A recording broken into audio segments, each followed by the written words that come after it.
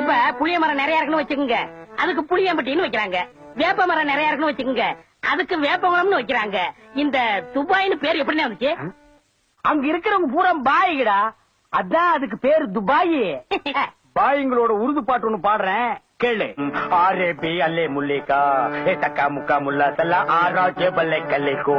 உன் பாட்டுல குத்தம் இருக்குன்னா குத்தம் இருக்குதான். என்ன குத்தம் கண்டாய்? இந்த பாட்டு நம்ம ஊர் பாட்டு மாதிரியா இருக்கு. அடி வாடி எங்க பக்கலங்க, எங்க அக்கா பத்த முக்கா தொட்டு வாடி ஏ வாடி ஏ வாடி. ஒரிஜினல் துபாய் பாட்டு ஒண்ணு பாடுறேன் கேக்குறியா?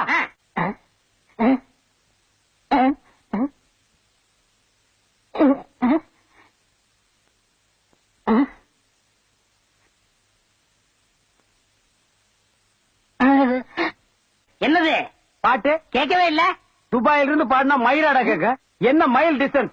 கப்பல்ல போனாலே 3 நாள் ஆகும். பாட்டு மட்டும் உடனே கேட்கணுமாக்கும்.